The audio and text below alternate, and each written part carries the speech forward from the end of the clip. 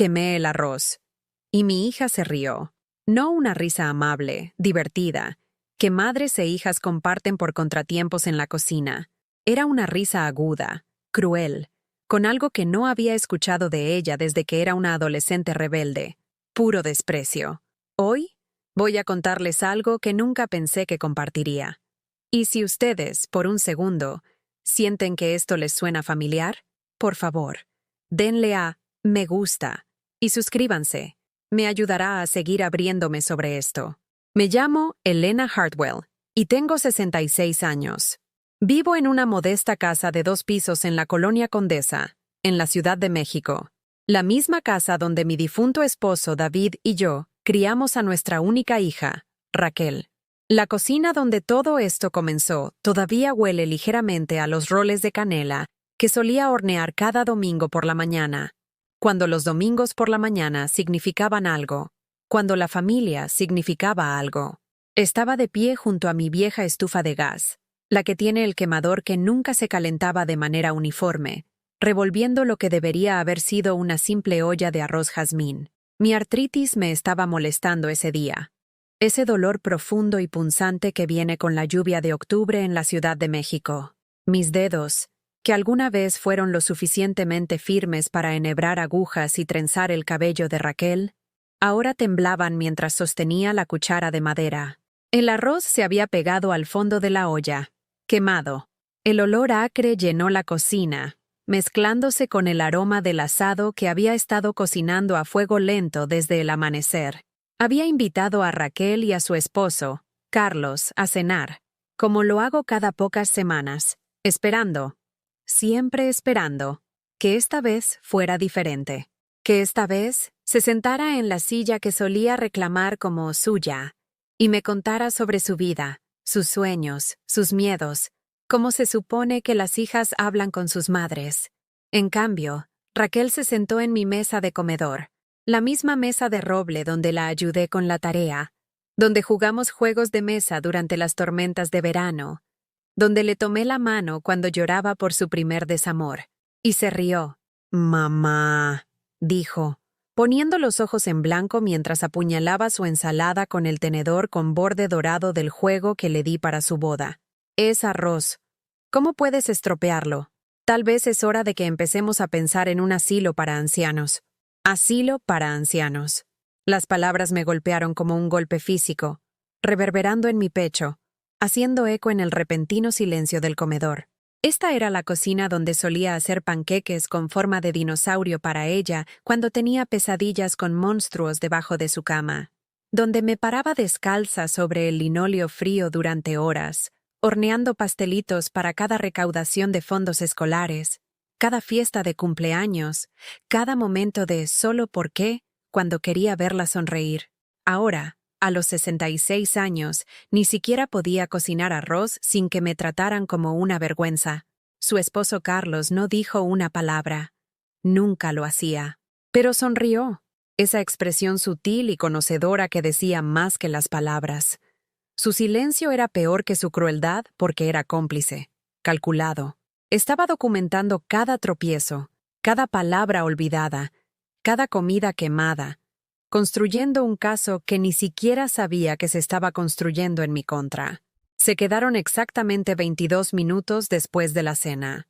Lo sé porque miré el reloj de la repisa, el mismo reloj que había contado los minutos hasta el toque de queda de Raquel, hasta que David volvía del trabajo, hasta todos los momentos que solían importar en esta casa. Dejaron el arroz quemado intacto en sus platos, pusieron excusas sobre el tráfico y las mañanas tempranas, y yo lavé los platos sola, de pie en el fregadero donde había lavado miles de platos y tazas y vasos para bebés, luchando contra las lágrimas que creía haber llorado ya en esta vida. El agua estaba demasiado caliente, siempre lo estaba, pero de todos modos mantuve las manos en ella, observando el vapor ascender como los fantasmas de todas las cenas que había cocinado, todo el amor que había puesto en las comidas que nadie parecía recordar ya. Después de que se fueron, me senté en mi sala de estar, la silla de David, la de cuero marrón que todavía olía ligeramente a su colonia, y miré las fotografías que adornaban la repisa. Raquel a los 5 años, desdentada y sonriendo, sosteniendo un dibujo con crayones de nuestra familia. Raquel a los 16, poniendo los ojos en blanco a la cámara pero sin poder ocultar su sonrisa. Raquel a los 25, hermosa con su vestido de novia, abrazándome con fuerza y susurrando: «Gracias por todo, mamá. Te quiero mucho». ¿Cuándo había desaparecido esa niña? ¿Cuándo mi hija había comenzado a mirarme como si fuera una carga en lugar de la mujer que le había dado la vida, que había sacrificado todo para darle oportunidades que yo nunca había tenido, que había trabajado turnos dobles en la fonda para pagar su universidad mientras David luchaba contra el cáncer y las facturas médicas consumían nuestros ahorros? Toqué el anillo de bodas que todavía usaba en mi mano izquierda, el anillo de David, el que me deslizó en el dedo hace 43 años en una pequeña ceremonia en la iglesia de Santa María, hasta que la muerte nos separe, susurró, y cumplió esa promesa. Pero me había dejado con algo más difícil que la muerte, la lenta comprensión de que la niña que habíamos criado juntos me veía como nada más que una molestia envejecida. La casa se acomodó a mi alrededor con crujidos y suspiros familiares. Cada sonido contaba una historia. La tabla suelta en el pasillo donde Raquel solía escabullirse para comer bocadillos a medianoche, la forma en que la puerta principal se atascaba cuando llovía, el silbido del viento a través del marco de la ventana que David siempre había querido arreglar, pero nunca tuvo tiempo antes de que el cáncer se lo llevara. Había estado viviendo en esta casa durante 38 años, y por primera vez se sentía vacía, no silenciosa, vacía. Hay una diferencia entre el silencio pacífico de la satisfacción y el eco hueco del abandono. Esto era lo último, el tipo de silencio que te presiona contra el pecho y te hace cuestionar si habías imaginado todas las risas, todo el amor, todos los momentos que una vez habían hecho que estas paredes se sintieran como un hogar. Me preparé una taza de té, manzanilla, el tipo que David solía traerme cuando no podía dormir, y me senté a la mesa de la cocina, con el correo que había estado evitando todo el día. Facturas, en su mayoría, la compañía de electricidad, la compañía de gas, el aviso del impuesto predial que me hacía latir el corazón cada vez que lo veía. A los 66 años, viviendo con el seguro social de David y mi pequeña pensión de la fonda, cada gasto se sentía como una montaña que tenía que escalar. Pero había estado escalando esas montañas durante 3 años ya, desde que David murió. Había aprendido a cambiar bombillas y a desatascar tuberías y a equilibrar chequeras.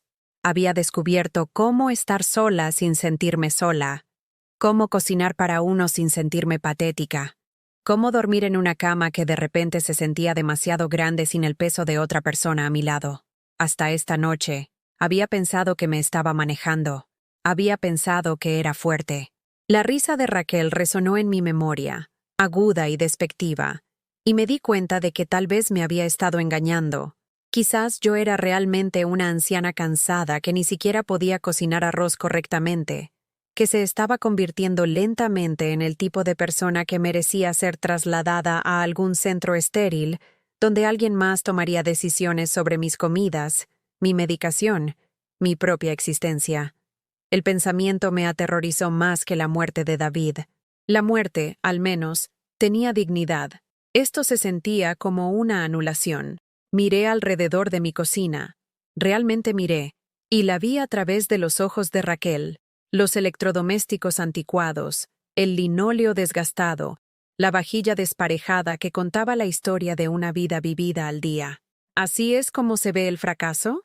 ¿Esto es lo que sucede cuando pasas toda tu vida dándolo todo a otras personas y te olvidas de guardar algo para ti?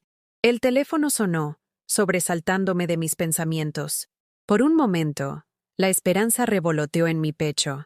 Tal vez Raquel estaba llamando para disculparse, para decir que no lo había hecho a propósito, que había tenido un mal día y se había desquitado conmigo injustamente. Pero era solo un telemarketer preguntando por el seguro de mi coche. Colgué y me fui a la cama, pero el sueño no llegaba. Me quedé en la oscuridad, escuchando los sonidos del vecindario acomodándose en la noche. Perros ladrando, portazos, el zumbido distante del tráfico en la avenida Ejército Nacional.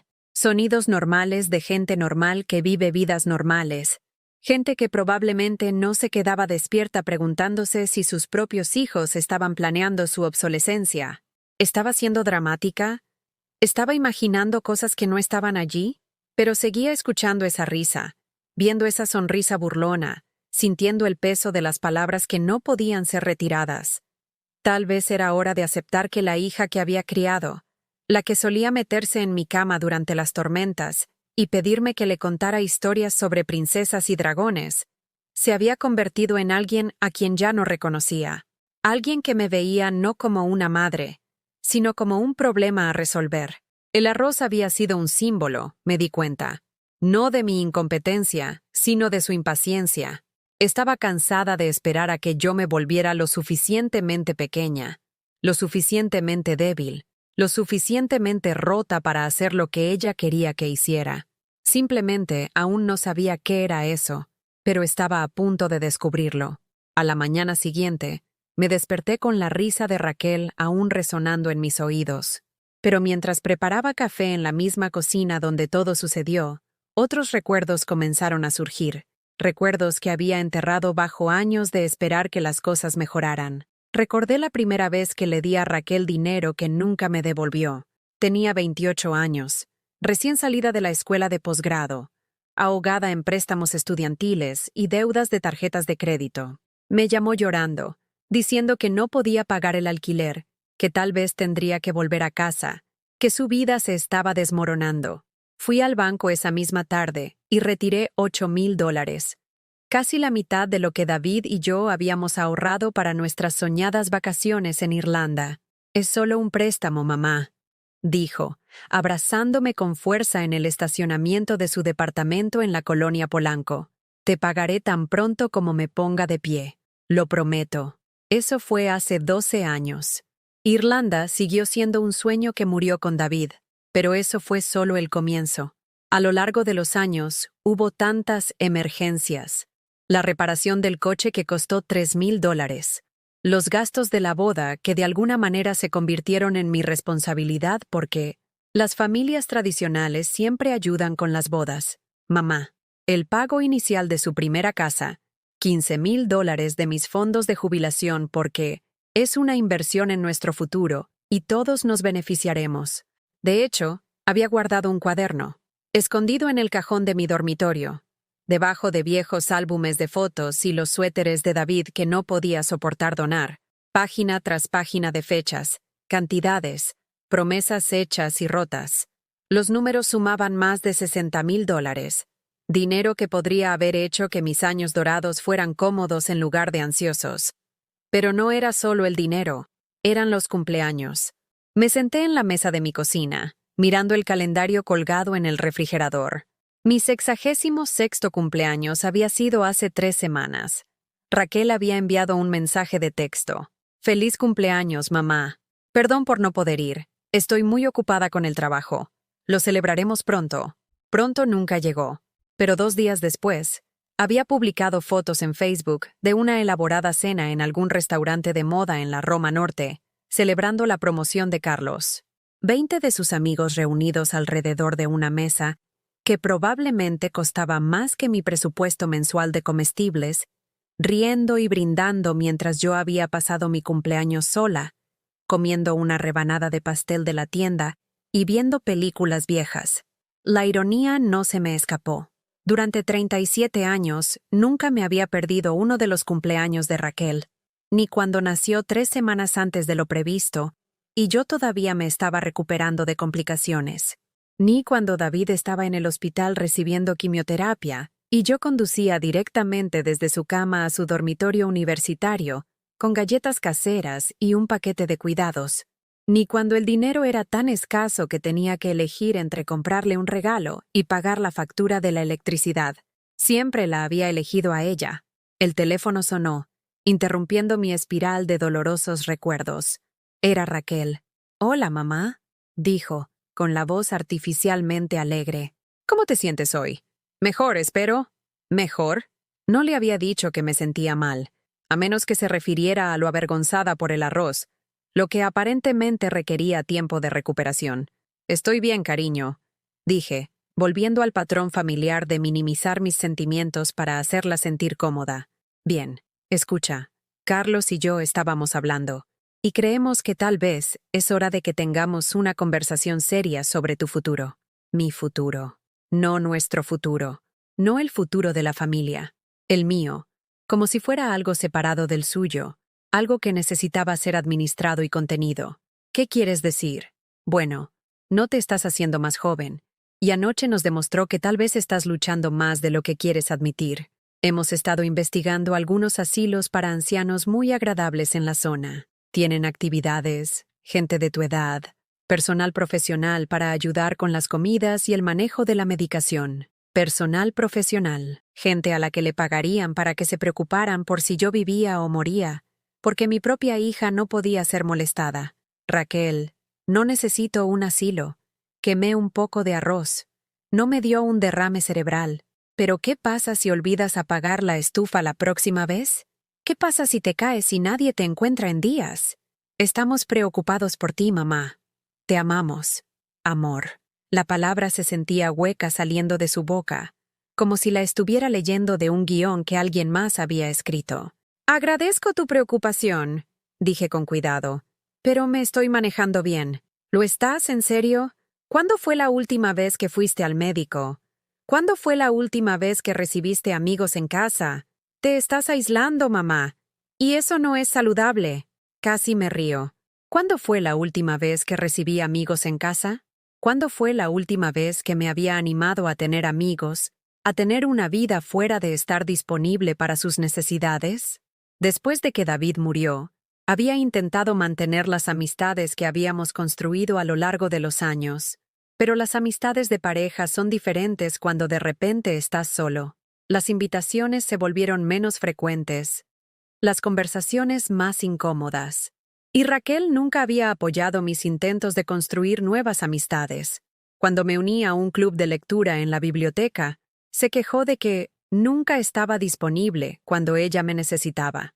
Cuando comencé a ser voluntaria en el refugio de animales, le preocupaba que estuviera haciendo demasiado y agotándome. Cuando brevemente salí con un viudo de la iglesia, un hombre amable llamado Francisco que me traía flores y me hacía reír, me interrogó sobre sus finanzas y sus hijos, haciéndome sentir tonta por pensar que merecía compañía. Lentamente, me había retirado de todo lo que me traía alegría, convenciéndome de que era más fácil estar sola que lidiar con la desaprobación de Raquel. «¿Lo pensaré?», dije finalmente, sabiendo que no lo haría. «Eso es todo lo que pedimos». «Ah, ¿y mamá? ¿Carlos ha estado revisando tus finanzas? Ya sabes, solo para ayudarte a organizar las cosas. Y cree que podría haber algunas maneras de simplificar tu situación. Mis finanzas. Mi situación. ¿Cuándo mi vida se había convertido en algo que Carlos tenía que analizar y organizar? No recuerdo haber pedido su ayuda. No tenías que pedirla. Somos familia. Nos cuidamos el uno al otro. Pero eso no es lo que sentía. Esto se sentía como ser estudiada, catalogada, preparada para alguna decisión en la que no estaba incluida. Después de que colgó, me senté en mi sala de estar y realmente miré las fotografías en la repisa. No con nostalgia esta vez, sino con ojo de detective. ¿Cuándo Raquel había dejado de verse genuinamente feliz en las fotos conmigo? ¿Cuándo sus sonrisas se habían vuelto educadas en lugar de cálidas? Encontré la respuesta en una foto de hace 5 años, en el funeral de David. Estaba de pie junto a mí en la tumba, con su brazo alrededor de mis hombros, su rostro una máscara de luto apropiado. Pero había algo más en su expresión, impaciencia, no por la pérdida de su padre, sino por la carga de tener que consolarme. Incluso entonces, había estado calculando, esperando a que yo me volviera lo suficientemente pequeña, lo suficientemente manejable, para encajar en cualquier plan que ella y Carlos estuvieran haciendo. Abrí el cajón de la mesita donde guardaba papeles importantes y encontré la carpeta que había estado evitando. Estados de cuenta bancarios, documentos de seguro, la escritura de la casa, todo lo que Carlos había estado ayudándome a organizar en los últimos meses. Solo que ahora noté cosas que había pasado por alto antes, fotocopias de documentos que no recordaba haber hecho.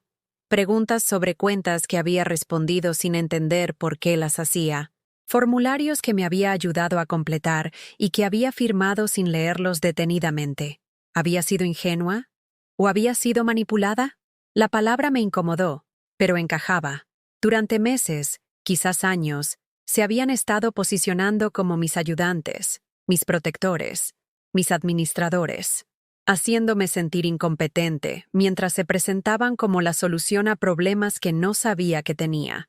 Pensé en el arroz de nuevo, la forma en que Raquel se había reído, la forma en que Carlos había sonreído con suficiencia.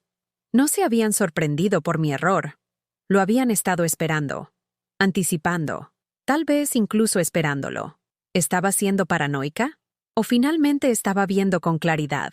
Me preparé otra taza de té y me senté en el escritorio de David en la esquina de la sala de estar. Había pagado facturas aquí, planificado presupuestos aquí, tomado decisiones sobre nuestro futuro aquí. El escritorio era viejo, marcado por años de uso, pero sólido. ¿Cómo lo había sido David? ¿Qué pensaría él de en lo que Raquel se había convertido? ¿Qué diría sobre la forma en que me trataba? Sabía la respuesta. David adoraba a Raquel, pero también había visto sus defectos con más claridad que yo. Le preocupaba su egoísmo, su sentimiento de tener derecho, su tendencia a tomar sin dar. Había intentado equilibrar mi indulgencia con una suave corrección, pero después de que él murió, no quedaba nadie para proporcionar ese equilibrio.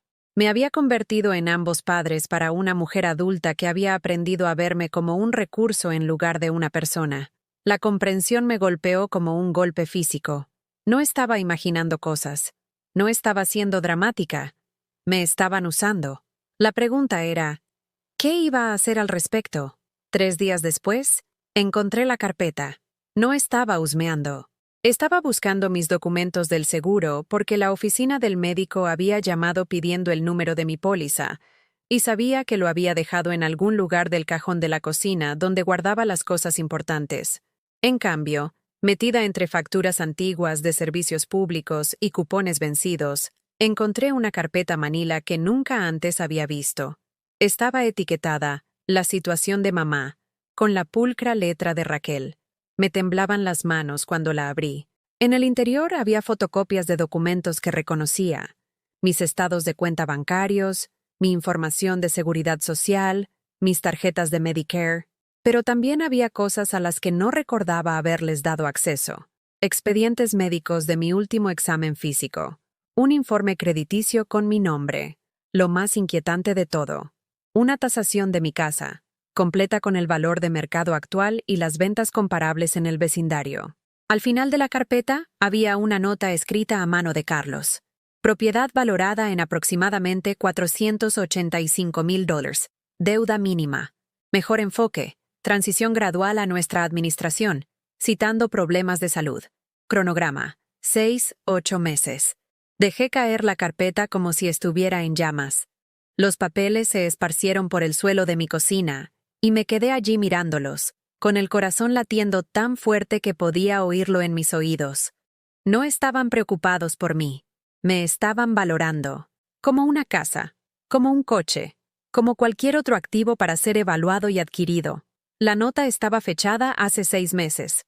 6 meses de llamadas telefónicas sobre mis problemas de salud. 6 meses de Carlos ofreciéndose a ayudar con mi papeleo. 6 meses del repentino interés de Raquel en mi rutina diaria, mis citas médicas, mi claridad mental. Pensé en todas las veces que Carlos había preguntado casualmente sobre mis medicamentos, sobre si me había sentido confundida o abrumada. Pensé en los comentarios de Raquel sobre los asilos para ancianos, sobre cómo me estaba aislando. Pensé en la forma en que ambos me habían visto luchar con el arroz, esperando que fracasara, documentando mi fracaso. Habían estado construyendo un caso en mi contra. No legalmente, aún no estaba tan mal, pero socialmente, emocionalmente, psicológicamente. Estaban construyendo una narrativa que haría que pareciera razonable, incluso necesario, que tomaran el control de mi vida, y los había estado ayudando a hacerlo. Me desplomé en una silla de la cocina, con las piernas repentinamente demasiado débiles para sostenerme. La magnitud de la traición fue abrumadora. Esto no se trataba solo de dinero o propiedad. Se trataba de mi identidad, mi autonomía, mi derecho a existir como persona en lugar de un problema a resolver. El teléfono sonó. Era Raquel. Hola, mamá. Justo estaba pensando en ti. ¿Cómo te sientes hoy? Miré los papeles esparcidos en mi suelo. Estoy bien. Bien. Escucha, Carlos y yo nos preguntábamos si podríamos ir esta noche. Tenemos algo que queremos discutir contigo. Algo que discutir, no algo que preguntar. Algo que decirme. Probablemente. ¿De qué? Oh, solo algunas ideas sobre cómo hacer tu vida un poco más fácil. Maneras en que podemos ayudarte a manejar mejor las cosas. Manejar las cosas. Manejarme a mí. No necesito ayuda para manejar las cosas, Raquel. Mamá, ya hablamos de esto. No te estás haciendo más joven. Y después de lo de la otra noche con el arroz, dejó la frase en el aire. La implicación clara. Estaba decayendo. Me estaba convirtiendo en una carga. El arroz fue solo arroz, Raquel. He estado cocinando durante 45 años. Una olla quemada no me hace incompetente. Por supuesto que no. Pero no es solo el arroz, ¿verdad? Olvidaste mi cumpleaños el mes pasado. No había olvidado su cumpleaños. Le había enviado una tarjeta y la había llamado. Había estado demasiado ocupada para hablar más de 5 minutos, pero definitivamente lo había recordado. No olvidé tu cumpleaños. Me enviaste una tarjeta para mi cumpleaños número 35, mamá. Tengo 37. La tarjeta. La había comprado meses antes. La había escrito. La había sellado. ¿Realmente había agarrado la equivocada de mi caja de tarjetas? ¿O estaba empezando a perder la noción del tiempo, de los detalles, de las pequeñas cosas que importaban? Yo supongo que tomé la correcta. ¿Ves? Esto es lo que nos preocupa. Pequeñas cosas, pequeños errores. Se acumulan, mamá. Son señales de advertencia. Señales de advertencia. ¿De qué? ¿De envejecer? ¿De ser humano? ¿De vivir sola durante 3 años después de perder al hombre con el que había compartido mi vida durante más de 4 décadas? Cometí un error con una tarjeta de cumpleaños, Raquel. Eso no significa que necesite que me manejen. Nadie está hablando de manejarte. Estamos hablando de apoyarte. Hay una diferencia, pero no había una diferencia. No para ellos. Apoyo significaba control. Ayuda significaba rendición. Amor significaba dejarles decidir qué era lo mejor para mí. Estaremos allí a las 7, dijo antes de que pudiera responder. No cocines nada. Traeremos comida para llevar. No cocines nada, porque podría quemarla, porque podría fallar de nuevo, porque no se podía confiar en mí con algo tan simple como preparar la cena. Después de que colgó, me senté en mi cocina y lloré. No las lágrimas silenciosas y dignas de dolor que había derramado después de la muerte de David. Eran sollozos feos y desesperados que venían de algún lugar profundo en mi pecho, de un lugar que había estado tratando de ignorar durante meses.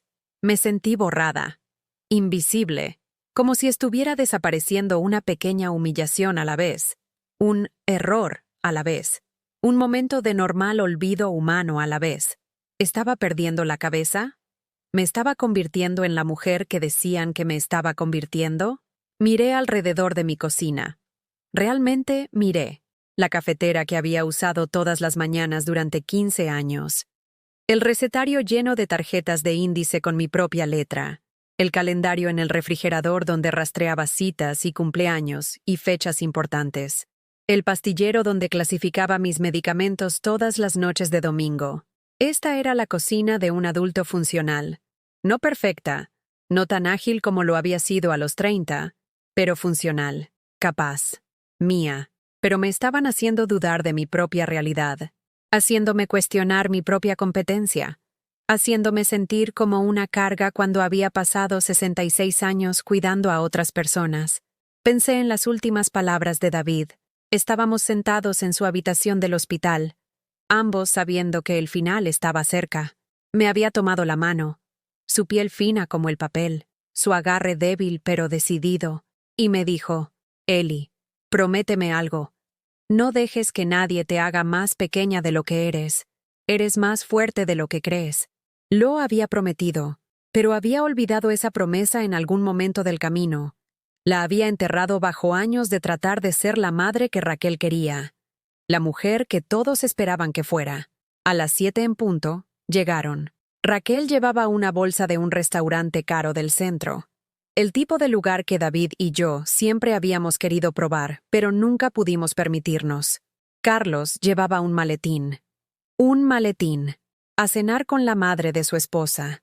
Se sentaron a la mesa de mi comedor, la mesa donde había servido miles de comidas, donde había ayudado a Raquel con la tarea, donde David y yo habíamos planeado nuestros modestos sueños, y extendieron los papeles como si estuvieran llevando a cabo una reunión de negocios. «Mamá», dijo Raquel, con voz suave pero firme, «hemos estado pensando en tu situación, y tenemos una propuesta. Mi situación, no mi vida. No mi futuro, mi situación, como si fuera un problema a resolver. Queremos ayudarte», dijo Carlos abriendo su maletín. «Queremos quitarte un poco de presión, facilitar las cosas». Sacó una gruesa pila de papeles, documentos legales, formularios, contratos. «¿Qué es esto?», pregunté, aunque empezaba a entender. «Es un poder notarial», explicó Raquel.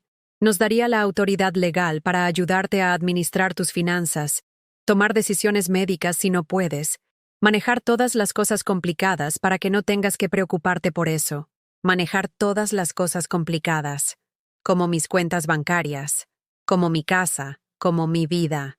Y esto», agregó Carlos, deslizando otro documento por la mesa, «es una cesión de la escritura. Nos gustaría que nos firmaras la casa. Para efectos fiscales, ya sabes. Es mejor hacer estas cosas mientras estás sana en lugar de esperar hasta que haya una crisis». Miré los papeles. La cara expectante de mi hija. La sonrisa profesional de Carlos. Lo querían todo. Mi dinero, mi casa, mi independencia, mi dignidad. Y querían que se lo diera de buena gana. Que les agradeciera el privilegio de hacerme impotente. «Necesito pensarlo», dije en voz baja. «Por supuesto», dijo Raquel. «Pero mamá, realmente creemos que es lo mejor. Te estás haciendo mayor, y estas cosas solo se complican más. Es mejor planificar con anticipación. Planificar con anticipación. ¿Para qué? ¿Para mi desaparición? ¿Para mi irrelevancia? ¿Para el momento en que me convirtiera en nada más que un problema que finalmente habían resuelto?» Miré a mi hija. Realmente la miré. ¿Cuándo se había convertido en una extraña? ¿Cuándo la niña que solía subirse a mi regazo y decirme que era la mejor mamá del mundo se convirtió en esta mujer calculadora que me veía como un obstáculo a superar? «Lo pensaré», repetí. Dejaron los papeles en mi mesa, como tarea, como una tarea que se esperaba que completara. Después de que se fueron, me senté sola en mi comedor, rodeada de los documentos legales que me borrarían de mi propia vida. La casa estaba tan silenciosa que podía oír el zumbido del refrigerador, el tic-tac del reloj, el sonido de mi propia respiración. Tenía 66 años. Había criado a una hija, enterrado a un marido, sobrevivido a pérdidas que habrían roto a personas más débiles. Había trabajado, ahorrado, sacrificado, dado todo lo que tenía a las personas que amaba, y ahora querían que desapareciera cortésmente, que entregara las llaves de mi propia existencia para que pudieran manejar mi declive con la máxima eficiencia. Tomé el documento de poder notarial y lo leí detenidamente. Cada palabra estaba diseñada para despojarme de mi agencia, para convertirme en una pasajera en mi propia vida. Entonces hice algo que no había hecho en años. Me enojé, no triste, no dolida, no decepcionada, enojada. ¿Quiénes eran ellos para decidir que yo era incompetente? ¿Quiénes eran ellos para planificar mi futuro sin mí? ¿Quiénes eran ellos para tratarme como a una niña que necesitaba ser administrada en lugar de una madre que merecía ser respetada? Barrí los papeles de mi mesa y los observé esparcirse por el suelo de mi comedor. Que los recogieran, que los volvieran a imprimir, que encontraran otra forma de robarme la vida. No estaba lista para desaparecer. Todavía no. El teléfono comenzó a sonar a las 8:30 de la mañana siguiente. Estaba sentada a la mesa de mi cocina, bebiendo café y mirando los documentos legales que aún estaban esparcidos por el suelo de mi comedor, donde los había barrido la noche anterior. Por primera vez en meses, había dormido profundamente. No el sueño inquieto y ansioso al que me había acostumbrado, sino el descanso sólido de alguien que finalmente había dejado de fingir que todo estaba bien. «Mamá, ¿qué pasó con los papeles?» La voz de Raquel era tensa, controlada, la voz que usaba cuando trataba de no perder los estribos con alguien a quien consideraba irrazonable. «Los moví», dije con calma. «¿Los moviste a dónde?» «Al piso». Parecían estar más cómodos allí. Hubo una pausa. Casi podía oírla recalculando, ajustando su enfoque. «Mamá, sé que esto es abrumador.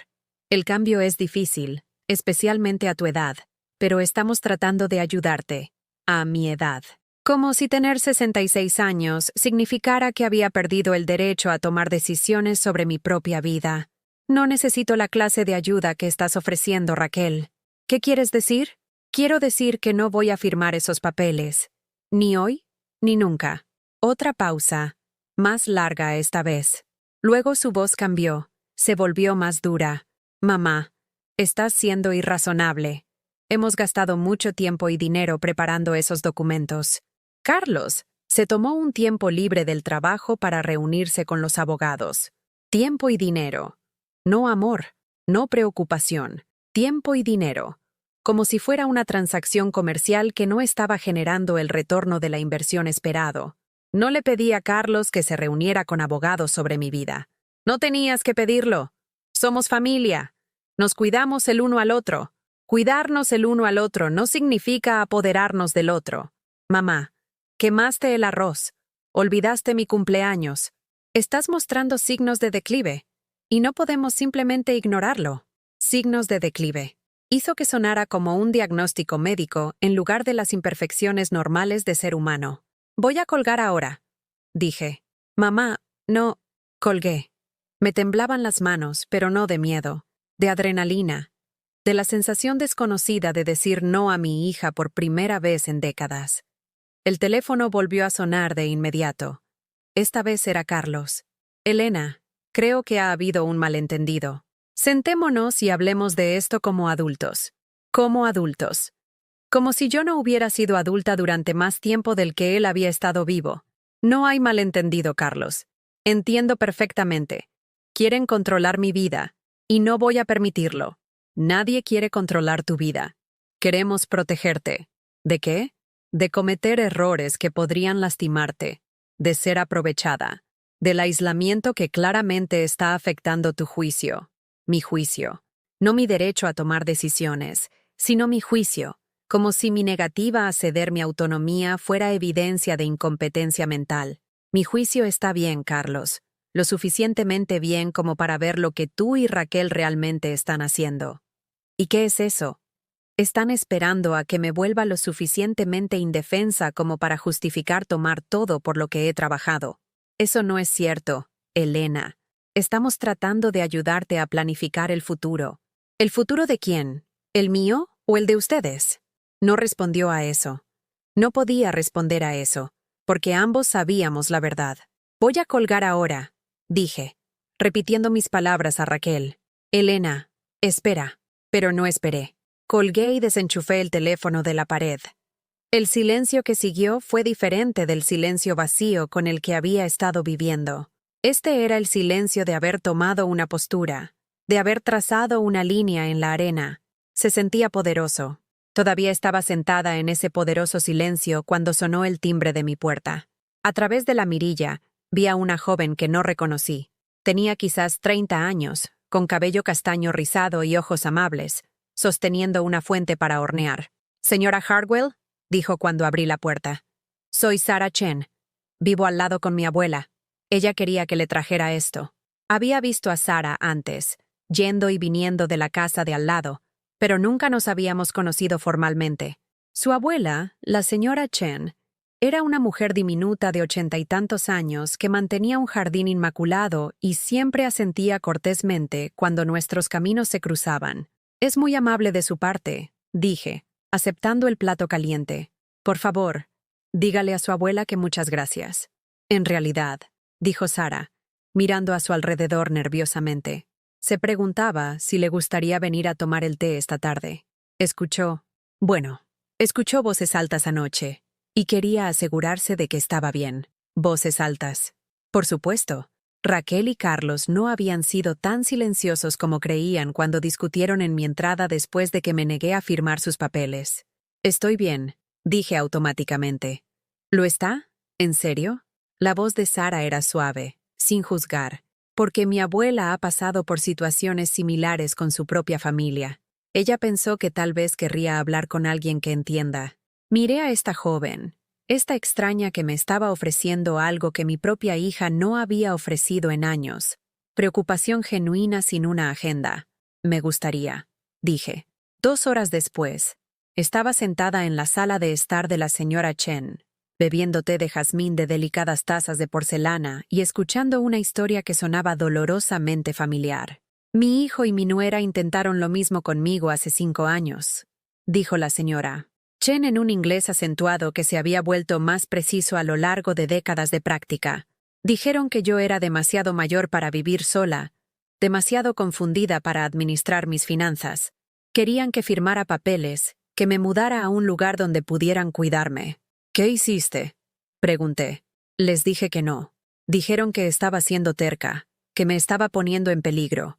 Amenazaron con presentar una petición al tribunal para que me declararan incompetente. Mi corazón se apretó. ¿Lo hicieron? Lo intentaron, pero me había preparado. Tenía documentación, testigos, pruebas de que era perfectamente capaz de administrar mi propia vida. El juez desestimó su petición en 1 hora. ¿Cómo supo prepararse? La señora Chen sonrió, porque tuve ayuda de alguien que entendía lo que realmente estaban haciendo.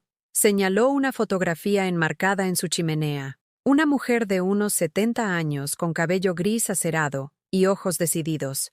Mi amiga Margarita. Ella había pasado por lo mismo con sus propios hijos. Me enseñó a reconocer los signos, a documentarlo todo, a protegerme legalmente. ¿Qué le pasó a ella? Ganó. Mantuvo su casa, su independencia, su dignidad. Sus hijos aprendieron a respetarla, o aprendieron a mantenerse alejados. De cualquier manera, ganó. La señora Chen volvió a llenar mi taza de té con manos firmes. Su hija y su esposo han estado planeando esto durante meses, ¿no es así? Asentí, sorprendida por la facilidad con que esta extraña podía leer mi situación. Es un patrón común, continuó. Empiezan posicionándose como ayudantes. Señalan pequeños errores, signos normales de envejecimiento, y los magnifican en evidencia de incompetencia.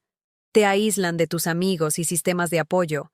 Crean una narrativa que hace que su intervención parezca necesaria, incluso noble. ¿Pero qué pasa si tienen razón? ¿Y si estoy en declive?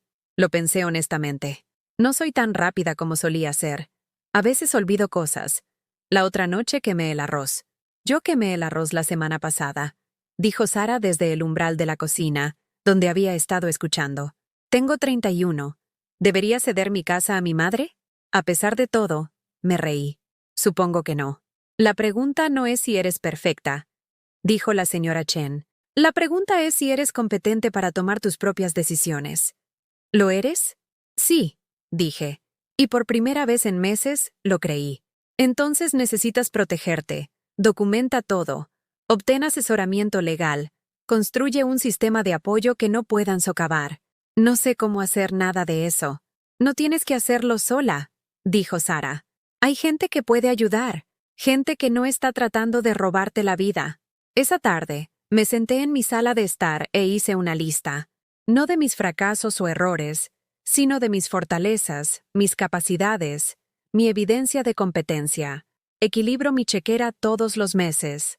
Administro mis medicamentos sin ayuda. Mantengo mi casa, pago mis facturas, conduzco de manera segura, tomo decisiones racionales sobre mi salud y mis finanzas.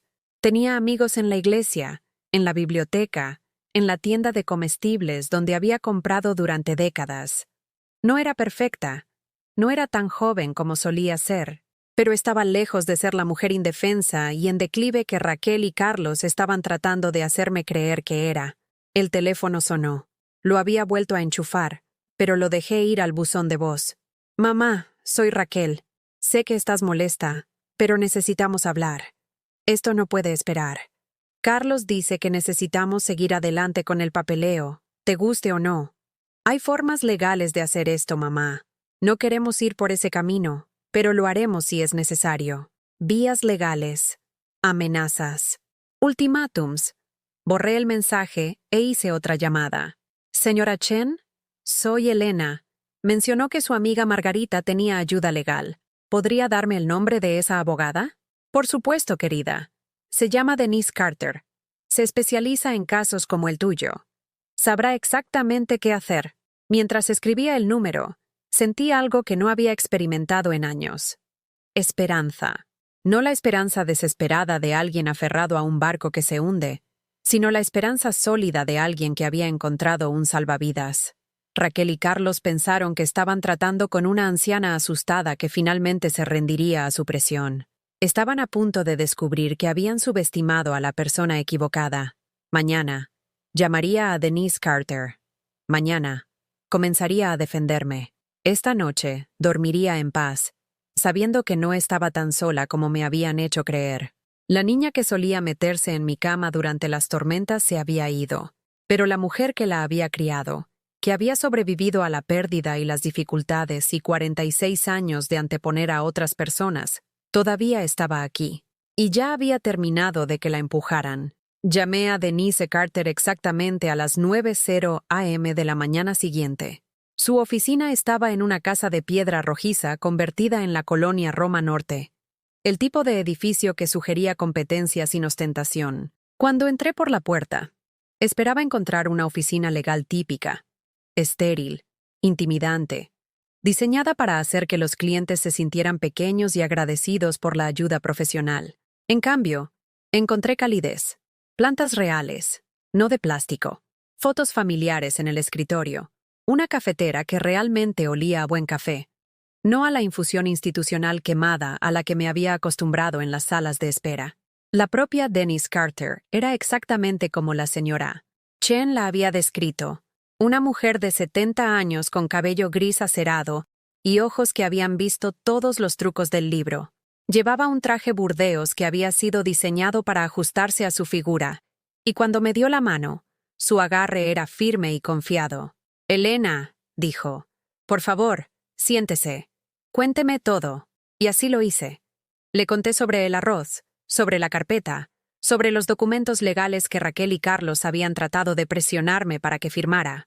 Le conté sobre los años de contribuciones financieras que nunca se habían reembolsado, sobre el aislamiento de los amigos, sobre la erosión sistemática de mi confianza. Escuchó sin interrupción, ocasionalmente tomando notas en un bloc de notas amarillo. Su expresión se volvía más seria con cada detalle. «¿Cuánto tiempo lleva pasando esto?», preguntó cuando terminé. Creo que se ha estado construyendo durante años, pero empeoró después de la muerte de David. Mucho peor en los últimos 6 meses. ¿Y dijo que tenían sus historiales médicos? Sí, no sé cómo los consiguieron, pero estaban en la carpeta. Denise se recostó en su silla. Elena, lo que están haciendo tiene un nombre. Se llama abuso financiero de personas mayores. Y en muchos casos, es perpetrado por miembros de la familia que se convencen a sí mismos de que están actuando en el mejor interés de sus seres queridos. Abuso financiero de personas mayores. Las palabras lo hicieron real, lo hicieron oficial. No estaba imaginando cosas ni siendo demasiado sensible. Este era un delito real con un nombre real. ¿Qué hago? Primero, documentamos todo. Cada conversación, cada táctica de presión, cada intento de acceder a tu información financiera. Segundo, protegemos tus activos. Creamos barreras legales que les hacen imposible avanzar sin tu consentimiento explícito. ¿Realmente pueden llevarme a juicio? ¿Intentar que me declaren incompetente? Pueden intentarlo, pero la carga de la prueba recae en ellos. Necesitarían demostrar que eres genuinamente incapaz de administrar tus propios asuntos. Basándome en lo que me has contado, basándome en lo claramente que has presentado tu situación, no creo que tengan éxito. El alivio me inundó. ¿Cuál es el siguiente paso? Empezamos con una evaluación de competencia. Una evaluación independiente por un psiquiatra geriátrico que se especializa en estos casos documentará tu estado mental, tu capacidad de toma de decisiones, tu capacidad de comprender conceptos financieros y legales. ¿Y si apruebo? Cuando apruebes, corrigió Denise con una sonrisa. Usaremos esa evaluación para crear una estrategia legal integral. Estableceremos protecciones para tu casa, tus finanzas, tus decisiones médicas. Nos aseguraremos de que nadie pueda anular tus elecciones sin pruebas claras de incapacidad. Salí de la oficina de Denise con una carpeta llena de documentos y una lista de acciones a tomar. Por primera vez en meses, tenía un plan que no se trataba de manejar el declive o prepararse para la impotencia. Este era un plan para defenderse. Mi primera parada fue el banco. Había sido clienta de la misma sucursal de First National durante 23 años. Conocía a los cajeros, a los gerentes, al guardia de seguridad que siempre preguntaba por mi jardín. Cuando entré esa tarde, fui directamente a Jennifer Walsh, la gerente de la sucursal que me había ayudado a configurar mis cuentas después de la muerte de David. Señora Hartwell, qué gusto verla. ¿En qué puedo ayudarla hoy? Necesito hacer algunos cambios en mis cuentas. Quiero eliminar a Carlos Morrison de mis tarjetas de firma y agregar medidas de seguridad adicionales. La expresión de Jennifer se volvió más seria. Por supuesto. ¿Puedo preguntar por qué? Ha estado accediendo a mi información financiera sin mi permiso. Quiero asegurarme de que ya no pueda hacerlo. Entiendo. Permítame acceder a sus cuentas. Mientras Jennifer tecleaba, me di cuenta de lo fácil que había sido para Carlos acceder a mi información financiera. Confié en él. Lo autoricé para que me ayudara con la banca en línea. Le di permiso para recoger los estados de cuenta cuando me estaba recuperando de una cirugía menor el año pasado. Cada pequeño permiso había sido razonable en su momento. En conjunto, le habían dado una imagen completa de mi situación financiera. Señora Hartwell, estoy viendo que el señor Morrison ha sido registrado como usuario autorizado en su cuenta de cheques durante 8 meses. 8 meses. Justo en la época en que habían empezado a hablar de mis habilidades en declive. Quiero que lo eliminen. Hoy. Por supuesto. También le recomendaré que establezcamos medidas de seguridad adicionales. Protección con contraseña, requisitos de notificación para cualquier cambio de cuenta, límites en las transacciones grandes.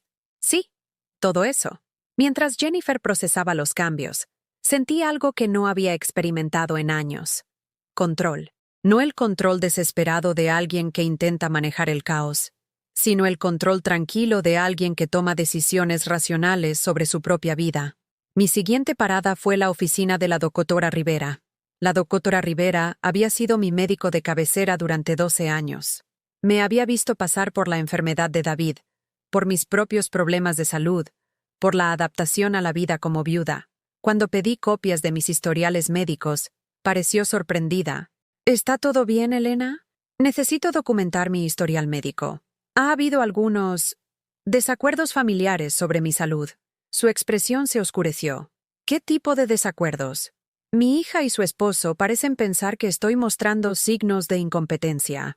Quieren que les ceda mi casa y mis decisiones financieras. ¿Basado en qué evidencia médica? Eso es lo que estoy tratando de averiguar. La doctora Rivera abrió mi expediente en su computadora. Elena, su último examen físico fue hace 3 meses. Su función cognitiva era normal. Sus análisis de sangre eran excelentes. Está manejando sus medicamentos de manera apropiada. No hay nada en su historial médico que sugiera un deterioro cognitivo.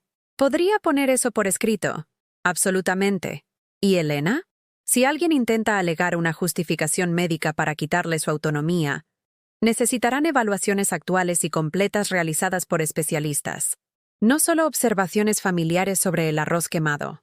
Esa tarde, me senté en mi sala de estar y organicé todo lo que había logrado en un día. Cuentas bancarias aseguradas, expedientes médicos obtenidos, representación legal organizada, evaluación de competencia programada. Por primera vez en meses, me sentí yo misma otra vez. No la versión disminuida de mí misma que Raquel y Carlos habían estado cultivando, sino la mujer que había criado a un hijo, construido un matrimonio, sobrevivido a la pérdida y administrado un hogar durante décadas. Estaba preparando la cena cuando sonó el teléfono. Raquel. Mamá, necesitamos hablar. Carlos habló con el banco hoy y dijeron que se le revocó el acceso a tus cuentas. ¿Qué está pasando? Hice algunos cambios. ¿Qué tipo de cambios? Los que protegen mi privacidad y mis bienes. Mamá, estás siendo paranoica. Estamos tratando de ayudarte. No, Raquel. Están tratando de ayudarse a sí mismos. Eso no es cierto. Estamos preocupados por ti. Estás tomando decisiones irracionales, alejando a las personas que se preocupan por ti. Estoy tomando decisiones sobre mi propia vida. Eso no es irracional. Eso se llama ser adulta. Mamá, por favor, sentémonos y hablemos de esto razonablemente. Ya terminé de hablar, Raquel. Ya terminé de ser razonable con exigencias irrazonables. Ya terminé de fingir que lo que me estás haciendo es normal o aceptable. ¿Lo que te estamos haciendo? Mamá, estamos tratando de protegerte. ¿De qué? ¿De vivir mi propia vida? ¿De tomar mis propias decisiones? ¿De ser tratada con respeto en mi propia casa? No estás pensando con claridad. Mi pensamiento es perfectamente claro. Lo suficientemente claro como para reconocer la manipulación cuando la veo. Lo suficientemente claro como para protegerme de las personas que quieren robarme la vida. ¿Robarte la vida? Mamá, estás siendo dramática. ¿Lo estoy? ¿Quieres mi casa? ¿Quieres el control de mis finanzas? ¿Quieres tomar mis decisiones médicas? ¿Quieres decidir dónde vivo y cómo paso mi tiempo? ¿Qué parte de mi vida me quedaría? Hubo un largo silencio. Luego, la voz de Raquel cambió. Se volvió más dura. Mamá, si no firmas esos papeles voluntariamente, tendremos que explorar otras opciones. ¿Qué otras opciones? Opciones legales. Podemos solicitar al tribunal que te declare incompetente.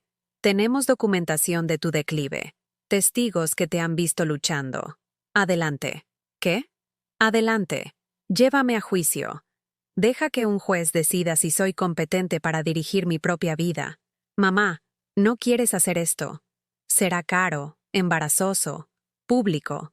Tus asuntos privados estarán en los periódicos. Que lo estén. Prefiero que mis asuntos privados estén en los periódicos a que mi propia hija me robe mis asuntos privados. Colgué antes de que pudiera responder. Luego hice algo que no había hecho en años. Me serví una copa de vino.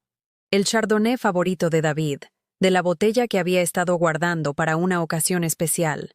Me senté en su silla. Alcé la copa en un brindis a su memoria y dije en voz alta: David, cumplí mi promesa. No voy a dejar que nadie me haga más pequeña de lo que soy. El vino sabía a celebración, a libertad, como el primer día del resto de mi vida. Mañana, Raquel y Carlos probablemente presentarían su petición. Mañana, comenzaría la verdadera lucha. Pero esta noche, por primera vez en meses, no tenía miedo. Estaba lista. Los papeles llegaron un martes por la mañana, entregados por un alguacil que parecía incómodo mientras me entregaba el sobre de Manila. Señora Hartwell, necesito que firme aquí, reconociendo la recepción de estos documentos. Mis manos estaban más firmes de lo que esperaba cuando firmé mi nombre. Dentro del sobre estaba exactamente lo que había anticipado. Una petición presentada por Raquel Morrison y Carlos Morrison, solicitando que Elena Hartwell fuera declarada mentalmente incompetente y que se les nombrara sus tutores legales. Incapacidad mental. Tutores legales. Como si fuera una niña que necesitara supervisión paterna. Leí cada palabra de su petición, sentada en la mesa de mi cocina con la misma taza de café que había estado bebiendo durante años, en la misma casa que había estado administrando durante décadas, usando el mismo anillo de bodas que simbolizaba un amor que nunca habían comprendido. Su evidencia era patética. Arroz quemado, una tarjeta de cumpleaños olvidada, aislamiento creciente de familiares y amigos, comportamiento paranoico con respecto a la asistencia financiera, negativa a aceptar ayuda con el manejo de la vida básica. Habían tergiversado cada imperfección humana normal en un síntoma de declive, cada acto de independencia en evidencia de paranoia, cada negativa a ceder mi autonomía en prueba de que era incapaz de ejercerla. Pero yo no era la mujer asustada y confundida que habían descrito. Yo era la mujer que ya había anticipado este momento, que había pasado las últimas 3 semanas construyendo una defensa férrea con la ayuda de Denise Carter. La evaluación de competencia había sido completada. La doctora Sofía Medina, una psiquiatra geriátrica con 30 años de experiencia, había pasado 4 horas conmigo, evaluando mi memoria, mi razonamiento, mi capacidad para comprender conceptos financieros y legales complejos. Su informe fue inequívoco. Elena Hartwell no mostraba signos de deterioro cognitivo ni capacidad disminuida. Más importante aún, habíamos documentado todo. Cada llamada telefónica manipuladora, cada acceso no autorizado a mis historiales médicos, cada intento de presionarme para que renunciara a mis derechos. Denise había construido un caso que expondría las verdaderas motivaciones de Raquel y Carlos. La fecha de la audiencia judicial se fijó para dentro de 3 semanas. 3 semanas para prepararme para la pelea más importante de mi vida. Llamé a Raquel. Recibí tus papeles. Dije sin preámbulos. Mamá, lamento mucho que hayamos llegado a esto, pero forzaste nuestra mano. Estamos preocupados por ti. No, Raquel. Te preocupa mi casa. Te preocupa mi cuenta bancaria. Te preocupa tu herencia. No te preocupas por mí. Eso no es cierto. ¿No lo es? ¿Cuándo fue la última vez que me visitaste solo para pasar tiempo conmigo? ¿Cuándo fue la última vez que llamaste para preguntar cómo me sentía sin pasar inmediatamente a preguntas sobre mis finanzas o mi situación de vida? Silencio. ¿Cuándo fue la última vez que me dijiste que me amabas sin que estuviera ligado a una solicitud de dinero o a una exigencia de que firmara algo? Más silencio. Te veré en la corte, Raquel. Dejaremos que un juez decida si tu madre es competente para dirigir su propia vida. Colgué e inmediatamente llamé a la señora Chen. Elena, querida, ¿cómo estás? Estoy enojada, dije. Estoy dolida. Pero ya no tengo miedo. Bien. La ira es útil. Te mantiene concentrada. Necesito preguntarte algo. La audiencia judicial es en 3 semanas. ¿Estarías dispuesta a testificar sobre lo que has observado? ¿Sobre mi competencia? ¿Mi capacidad para administrar mis propios asuntos? Por supuesto. ¿Y Elena? He estado hablando con algunos de los otros vecinos. Están indignados por lo que está haciendo tu hija. Varios de ellos quieren ayudar. Ayuda. De personas que no tenían ninguna agenda, ninguna herencia que proteger, ningún interés financiero en el resultado. Solo vecinos que me habían visto mantener mi casa, mi jardín, mi dignidad durante años. Los días siguientes fueron una borrachera de preparación. Denise y yo nos reuníamos a diario, revisando documentos, preparando testimonios, anticipando cada argumento que Raquel y Carlos pudieran presentar. Van a intentar pintarte como aislada y paranoica, advirtió Denise. Dirán que estás alejando a las personas que se preocupan por ti. ¿Qué decimos a eso? Le mostramos al tribunal que no estás aislada en absoluto. Tienes amigos, vecinos, conexiones comunitarias. Estás activamente involucrada en tu propia vida. Las únicas personas que estás alejando son las que intentan robar tu autonomía. El fin de semana anterior a la audiencia, sucedió algo inesperado. Sonó el timbre de mi puerta, y cuando la abrí, encontré a una joven que me parecía familiar pero mayor de lo que recordaba. ¿Abuela Elena? Era Emma, la hija de Raquel, mi nieta de 24 años que había estado notablemente ausente de todo el drama familiar reciente. Emma, cariño, ¡qué sorpresa! Parecía incómoda, cambiando el peso de un pie a otro en el porche de mi casa. ¿Puedo pasar? Necesito hablar contigo sobre algo. Nos sentamos en mi sala de estar, la misma habitación donde había jugado con ella cuando era niña, donde le había leído cuentos y la había ayudado con proyectos de arte y había escuchado sus sueños de convertirse en maestra. Abuela, necesito decirte algo sobre la petición de mamá y Carlos. ¿Qué pasa? Me pidieron que testificara, que apoyara su caso. Mi corazón se hundió. ¿Y? Dije que no. El alivio me inundó. Gracias, Emma. Pero esa no es la razón por la que estoy aquí. Estoy aquí porque quiero testificar a tu favor. ¿Qué quieres decir? Quiero decirle la verdad al tribunal. Sobre cómo te han estado tratando. Sobre las cosas que han dicho cuando no estabas presente.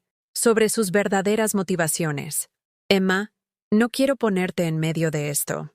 Ella es tu madre. Y tú eres mi abuela. La abuela que nunca se perdió un cumpleaños, que vino a cada obra de teatro escolar, que me ayudó con mis solicitudes universitarias cuando mamá estaba demasiado ocupada. La abuela que me enseñó cómo es el amor de verdad. Las lágrimas me picaron los ojos. ¿Qué dirías? Si testificaras, les contaría sobre la conversación que escuché hace 6 meses. Mamá y Carlos hablando de cuánto valía tu casa, de cómo podían renovarla y venderla para obtener ganancias, de cómo estaban cansados de esperar a que la anciana muriera. La anciana. Sus palabras sobre mí, dichas en presencia de mi propia nieta.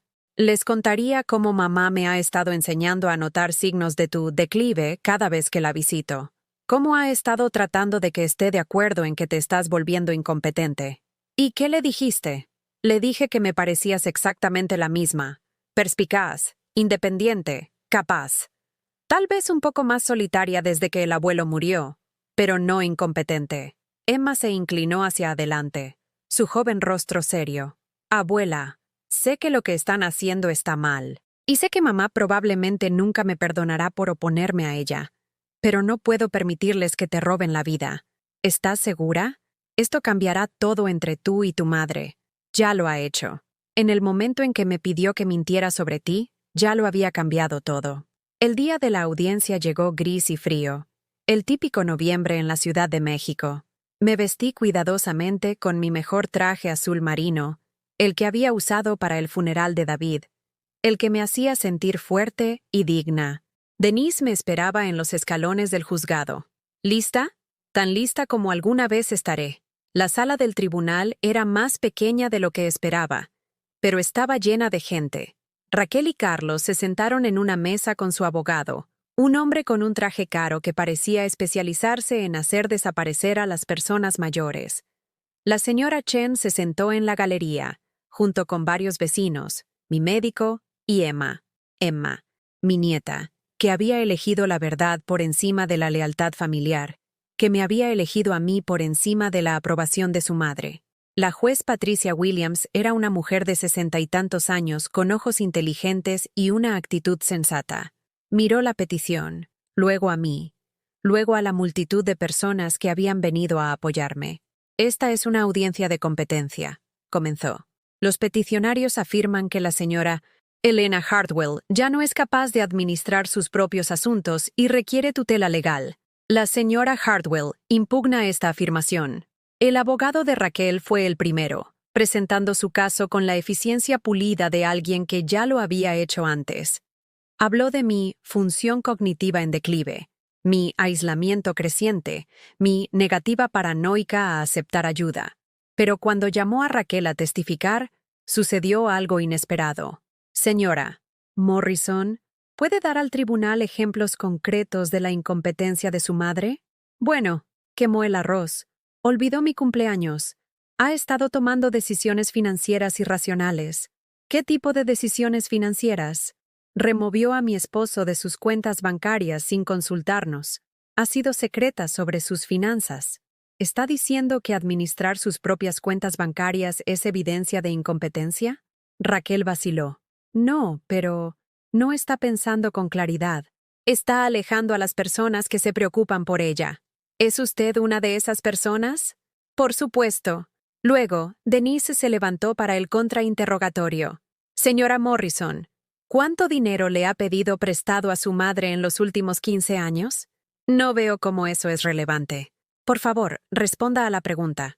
No lo sé exactamente. ¿$60,000 le parecería exacto? Tal vez. ¿Y cuánto de ese dinero ha devuelto? Silencio. Señora Morrison, ¿ha devuelto algo del dinero que le pidió prestado a su madre? Hemos estado queriendo... ¿Sí o no? ¿Ha devuelto algo? No. ¿Y la cesión de la escritura de la casa que quería que firmara? ¿Cuál era el propósito de ese documento? Para ayudarla con la planificación fiscal. Según este documento, preparado por su abogado, la casa se transferiría a usted y a su esposo sin ninguna compensación para su madre. ¿Cómo la ayuda eso con los impuestos? La cara de Raquel estaba enrojecida. Eso no es... El documento era solo un borrador. Señora Morrison, ¿ama a su madre? Por supuesto que sí. ¿Es por eso que se refirió a ella como la anciana cuando discutió su muerte con su esposo? La sala del tribunal estaba en silencio. La boca de Raquel se abrió y se cerró sin sonido. Su señoría, continuó Denise, el caso de los peticionarios no se trata de incompetencia. Se trata de herencia. No están tratando de proteger a la señora Hartwell. Están tratando de robarle. Cuando Emma subió al estrado, su testimonio fue devastador. Habló con claridad, sin malicia, simplemente contando la verdad sobre lo que había observado y escuchado. La jueza no necesitó deliberar. Basándome en la evidencia presentada y en mi observación de la participación clara y coherente de la señora Hartwell en estas diligencias, no encuentro evidencia de incompetencia mental. La petición es desestimada. Raquel y Carlos se fueron sin mirarme, pero Emma corrió hacia mí, con lágrimas corriendo por su rostro.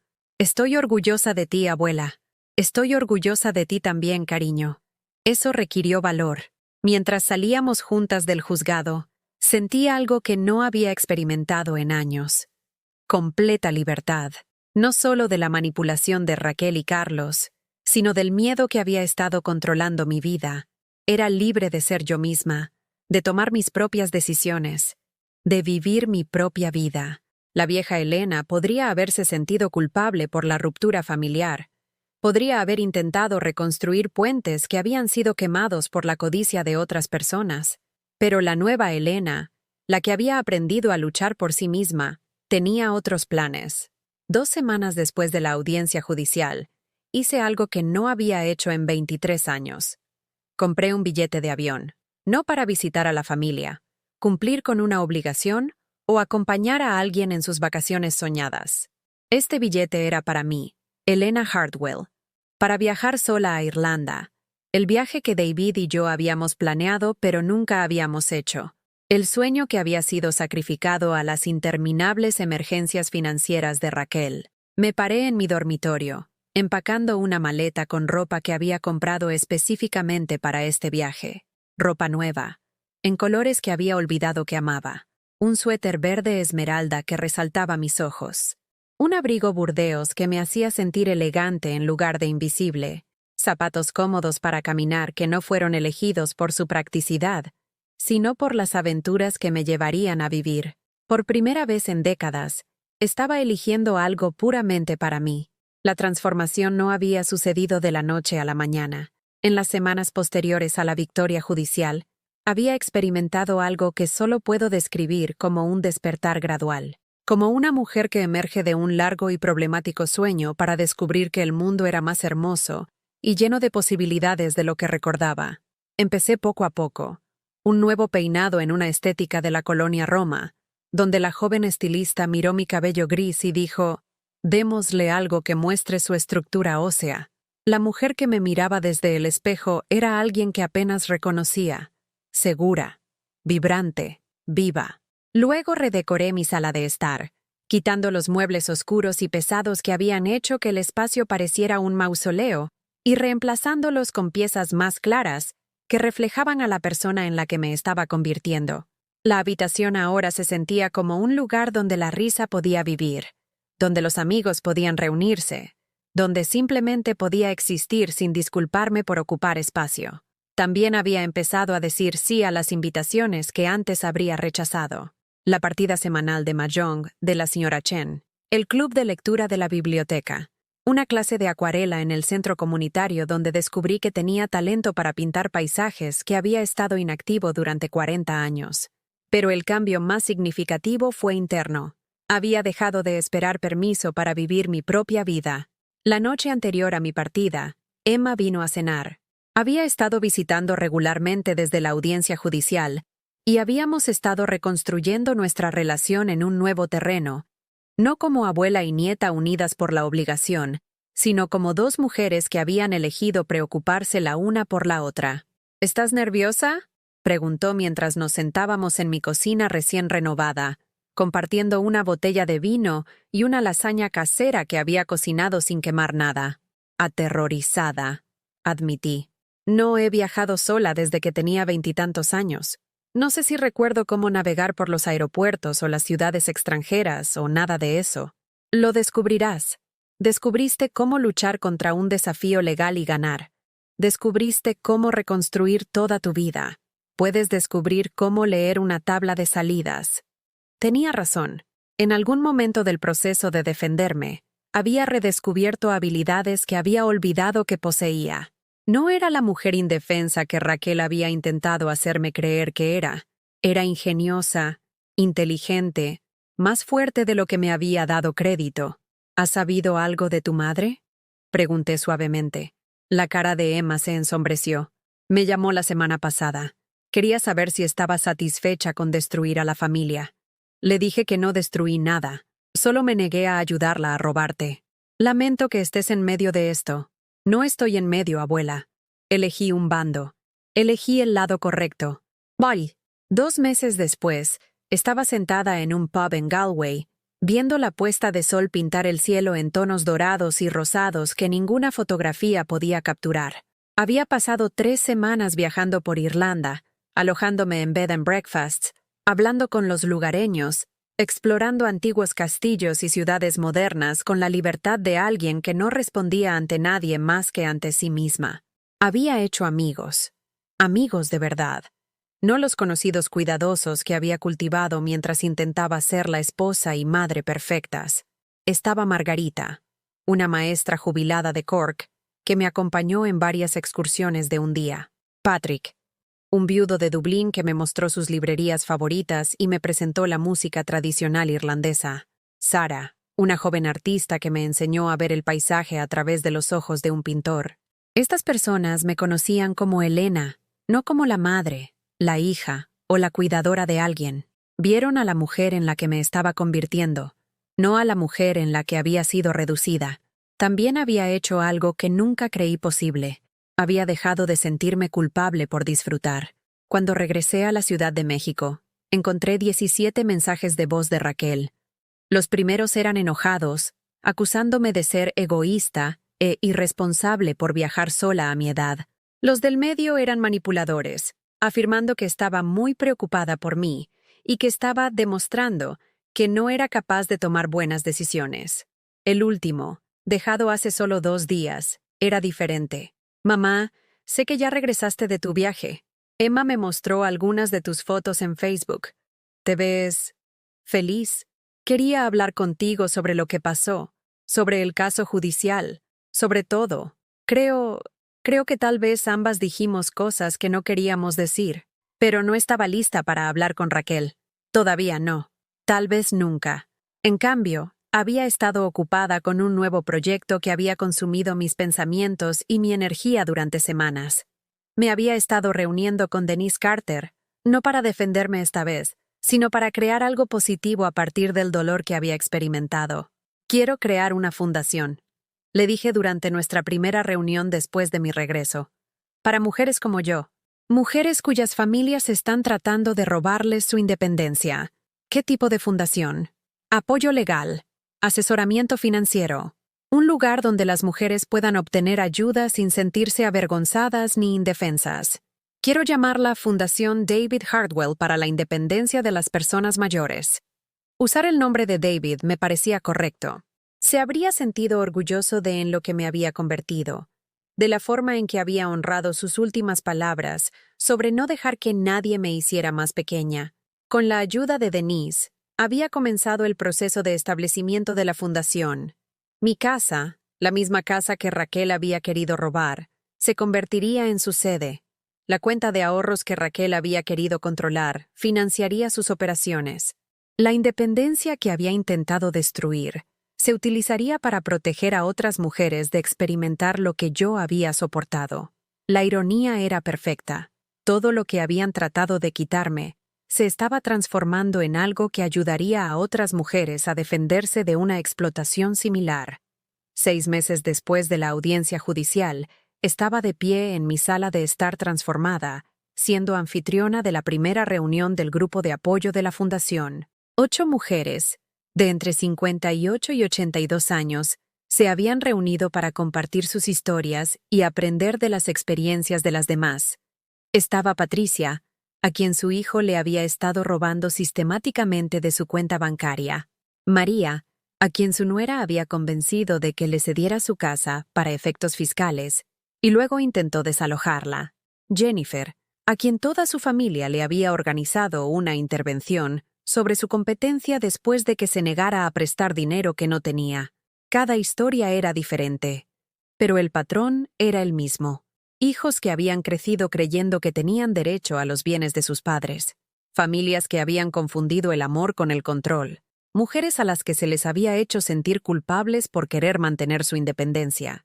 La parte más difícil, dijo Patricia, es que te hacen dudar de ti misma. Te hacen pensar que querer controlar tu propia vida es de alguna manera egoísta o irrazonable. Es exactamente correcto, dije. Redefinen el egoísmo para significar no darles lo que quieren. Redefinen el amor para significar la rendición completa de tu autonomía. A medida que la reunión continuaba, me di cuenta de que mi propia curación no había venido solo de ganar la batalla legal, sino de descubrir que no estaba sola, que mi experiencia no era única ni vergonzosa, sino parte de un patrón más amplio al que muchas mujeres se enfrentaban. La fundación creció rápidamente. En un año, estábamos ayudando a docenas de mujeres a protegerse del abuso financiero de las personas mayores. Brindamos referencias legales, asesoramiento financiero, grupos de apoyo y, lo más importante, la validación de que sus sentimientos eran legítimos y sus derechos valían la pena ser defendidos.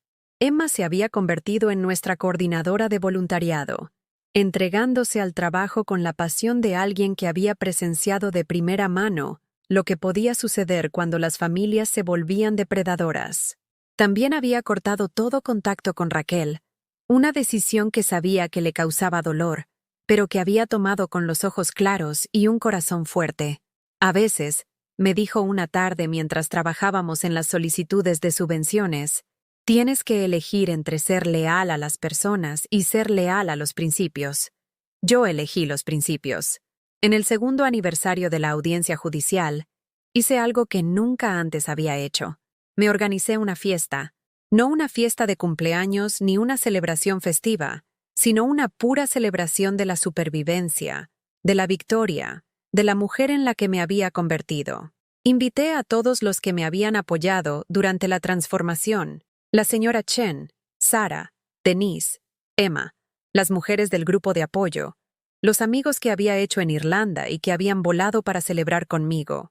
Nos reunimos en mi jardín, el mismo jardín donde Raquel había jugado cuando era niña, donde David había asado hamburguesas y le había enseñado a Emma a andar en bicicleta. Pero esta celebración no se trataba de recuerdos del pasado, se trataba de la alegría del presente y las posibilidades del futuro. A medida que la noche llegaba a su fin y los invitados comenzaban a irse, me encontré parada sola en mi cocina, la misma cocina donde todo este viaje había comenzado con una olla de arroz quemado y la cruel risa de una hija. Miré a la mujer reflejada en la ventana, canosa, segura, rodeada de la evidencia de una vida bien vivida y que aún se estaba viviendo. Era alguien en quien nunca había esperado convertirme, alguien en quien nunca supe que podía ser. El teléfono sonó. Era un número que no reconocí. Señora Hardwell, soy Susana Valdés, de Guadalajara. Encontré su fundación en línea y necesito ayuda. Mi hija está tratando de que me declaren incompetente y no sé qué hacer. Ha venido al lugar correcto, dije, con voz firme y segura. Cuéntame todo. Mientras escuchaba la historia de Susana, me di cuenta de que mi propia transformación estaba completa. Ya no era la mujer que había sido victimizada por la codicia de su familia. Era la mujer que ayudaba a otras mujeres a defenderse. Raquel había intentado reducirme a nada más que un activo que debía ser administrado. En cambio, me había ayudado a descubrir que era una fuerza a tener en cuenta. El arroz quemado había sido solo el principio. Han pasado 5 años desde aquella noche en que quemé el arroz. 5 años desde que la risa de mi hija destrozó la última ilusión que tenía sobre lo que realmente era nuestra relación. 5 años desde que descubrí que la mujer a la que había criado para valorar el amor y el respeto se había convertido en alguien que me veía como nada más que un inconveniente con bienes. Hoy, Estoy de pie en la misma cocina donde todo comenzó, pero todo ha cambiado. Las paredes están pintadas de un amarillo cálido que atrapa la luz de la mañana. Nuevos electrodomésticos zumban suavemente, elegidos por mi comodidad en lugar de por la aprobación de otra persona. El aire huele a pan recién horneado. Pan que horneé esta mañana porque quise, no porque alguien lo esperara de mí. Y sí, estoy haciendo arroz de nuevo. Arroz jazmín perfecto y esponjoso que acompañará la cena que estoy preparando para 12 mujeres que se reunirán aquí esta noche para nuestra reunión mensual de la Fundación. Mujeres que, como yo, se negaron a desaparecer en silencio cuando sus familias intentaron borrarlas. La Fundación David Hartwell para la Independencia de las Personas Mayores ha ayudado a más de 300 mujeres en los últimos 5 años. 300 relatos de hijas e hijos que confundieron la herencia con el derecho, que confundieron el control con el cuidado, que intentaron robar la autonomía de sus padres en nombre del amor. Hemos evitado docenas de casos de tutela fraudulentos. Hemos ayudado a las mujeres a asegurar sus hogares, proteger sus activos y, lo más importante, a recuperar su dignidad. Hemos creado una red de apoyo que abarca 12 estados, porque la epidemia del abuso financiero familiar no conoce límites geográficos. Pero lo más importante que hemos hecho es cambiar la conversación. Hemos logrado que sea aceptable que las mujeres mayores les digan que no a sus hijos. Hemos logrado que sea normal exigir respeto en lugar de ofrecer un perdón interminable. Hemos demostrado que el amor no requiere rendición. El timbre de la puerta suena, y sé que es la señora Chen llegando temprano como siempre, llevando sus famosos tamales y luciendo la sonrisa que me dio la bienvenida por primera vez a una comunidad que no sabía que necesitaba. Tiene 87 años ahora, todavía astuta como un clavo, todavía la prueba viviente de que la edad no disminuye el valor. Elena, querida, dice, entrando a mi cocina con la energía de alguien que tiene la mitad de su edad, ¿cómo te sientes esta noche? Esta noche es especial. Es el 5º aniversario de nuestra primera reunión del grupo de apoyo, y lo estamos celebrando con una cena que incluirá no solo a nuestras miembros actuales, sino también a mujeres de todo el país que han viajado aquí para compartir sus historias de supervivencia y transformación. Me siento agradecida. Le digo honestamente, agradecida de que algo tan doloroso se haya convertido en el catalizador de algo tan significativo. Las otras mujeres comienzan a llegar al atardecer, cada una llevando un plato y una historia, cada una representando una victoria sobre aquellos que habían intentado disminuirlas. Está Patricia, ahora de 73 años, que luchó con éxito contra el intento de su hijo de robarle su herencia y utilizó la experiencia para convertirse en defensora legal. María, que no solo conservó su casa, sino que la convirtió en un refugio para otras mujeres que escapaban del abuso financiero. Emma llega con su nuevo bebé, mi bisnieta, a quien ha llamado Elena. A los 29 años, Emma se ha convertido en la miembro más joven de nuestra junta directiva y en nuestra defensora más feroz, trayendo la perspectiva de alguien que fue testigo de la disfunción familiar desde adentro y eligió romper el ciclo. Mientras nos reunimos alrededor de mi mesa de comedor, la misma mesa donde Raquel había intentado presionarme para que firmara y renunciara a mi vida, miro cada rostro y veo reflejos de mi propio viaje. Mujeres a las que se les había hecho sentir avergonzadas por su edad, culpables por su independencia, pidiendo disculpas por ocupar espacio en sus propias vidas. Hace 5 años, empiezo, levantando mi copa de vino. Pensé que mi historia estaba terminando. Pensé que la risa de alguien a quien amaba había marcado el comienzo de mi declive hacia la irrelevancia. La habitación está tranquila, atenta. Estas mujeres entienden el peso de ese momento. La aplastante comprensión de que las personas por las que has sacrificado todo te ven como nada más que un obstáculo que superar. En cambio, esa risa se convirtió en la llamada de atención que necesitaba. Me obligó a mirar honestamente en lo que se había convertido mi vida y a decidir si iba a aceptar esa disminución o a luchar por algo mejor. Hago una pausa, mirando alrededor de la mesa a estas notables mujeres que habían tomado la misma decisión que yo: negarse a desaparecer. Nos dicen que las buenas madres, las buenas esposas, las buenas mujeres, lo sacrifican todo por sus familias. Nos dicen que el amor significa dar hasta que no te quede nada, que decir que no es egoísta, que protegerte es de alguna manera cruel o ingrato. Las cabezas asienten alrededor de la mesa. Todas hemos vivido estas mentiras. Todas hemos creído estos mitos destructivos sobre lo que significa ser una mujer que ama a su familia. Pero esto es lo que he aprendido. No puedes amar a otra persona de forma auténtica si no te amas lo suficiente como para mantener tus propios límites. No puedes dar de un pozo vacío, y no puedes enseñar a la gente a valorarte si no te valoras a ti misma. La señora Chen me aprieta la mano. Cuéntales sobre Raquel, dice suavemente. Raquel, mi hija, que no me ha hablado en 3 años, que le envía a Emma tarjetas de cumpleaños con notas sobre cuánto extraña a su abuela y espera que esta ruptura familiar pueda sanar, que todavía no entiende que no hay ninguna ruptura que sanar porque nunca hubo una relación real que dañar. Mi hija me llamó la semana pasada, le digo al grupo. Dijo que quiere reconciliarse. Dijo que ha estado pensando en lo que pasó y se da cuenta de que ambas cometimos errores. ¿Qué le dijiste?, pregunta Patricia.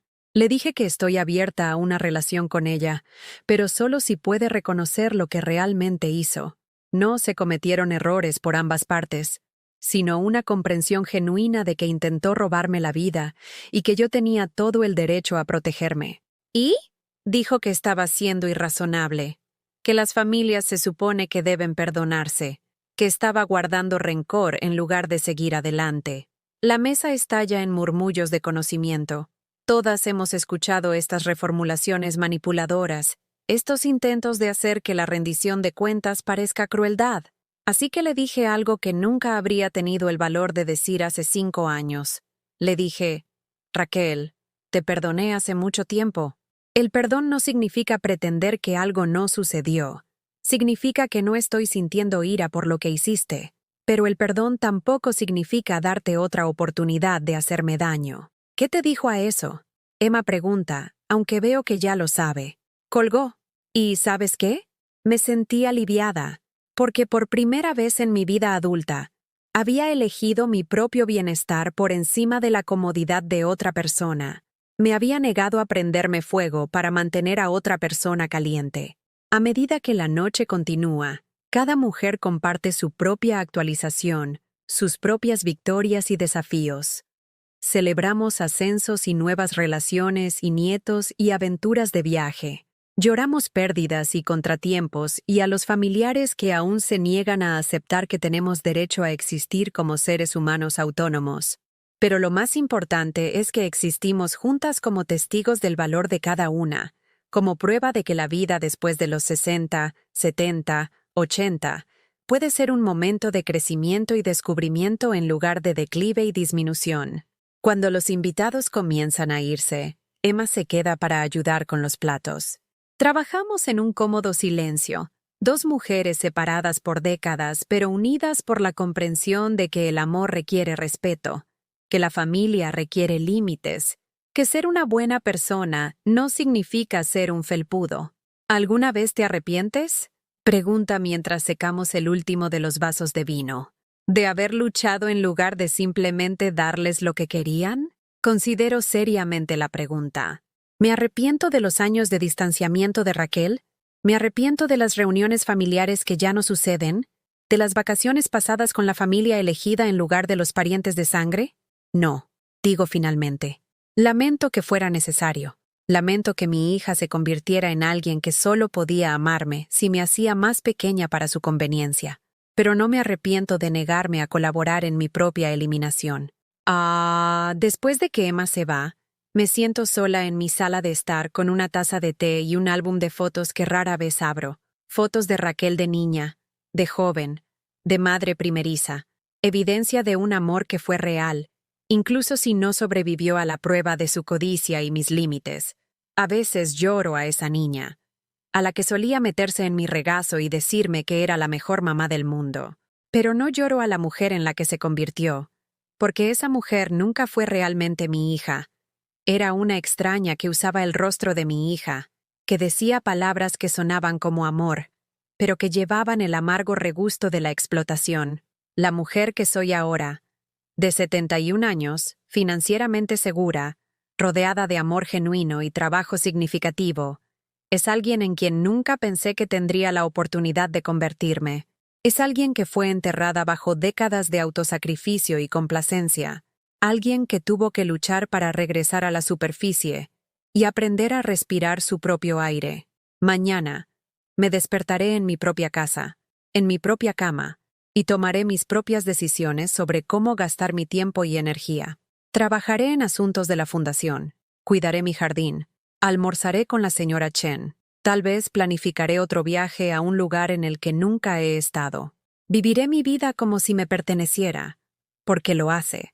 Y si vuelvo a quemar el arroz, lo que probablemente haré, porque incluso las victorias transformadoras no te hacen perfecta, me reiré de ello.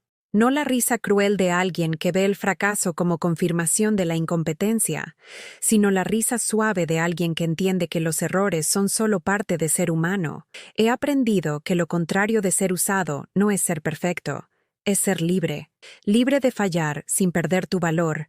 Libre de envejecer sin perder tu dignidad. Libre de decir que no sin perder tu valor. Libre de existir sin justificar constantemente esa existencia ante personas que deberían amarte incondicionalmente, pero que de alguna manera solo te aman condicionalmente. La cocina está limpia, la casa está tranquila y estoy exactamente donde pertenezco, en mi propia vida, viviéndola en mis propios términos. Raquel trató de servirme una orden de desalojo de mi propia existencia. En cambio, le serví algo completamente diferente. La dura verdad de que el amor de algunas personas no vale el precio que te piden que pagues por él. Y ahora, permítanme preguntarles algo. ¿Alguna vez han experimentado algo como esto? ¿Conocen a alguien que haya sido tratado como menos valioso por su edad, sus circunstancias o su disposición a sacrificarse por los demás? Compartan su historia en los comentarios a continuación. Y si este mensaje resonó con ustedes, por favor, hagan clic en el botón de me gusta y suscríbanse a este canal. Alguien más necesita escuchar que no tiene que desaparecer en silencio solo porque alguien más encuentra su existencia inconveniente. Alguien más necesita permiso para luchar por su propia vida, porque todos merecen ser los protagonistas de su propia historia, no un personaje secundario en el plan de herencia de otra persona.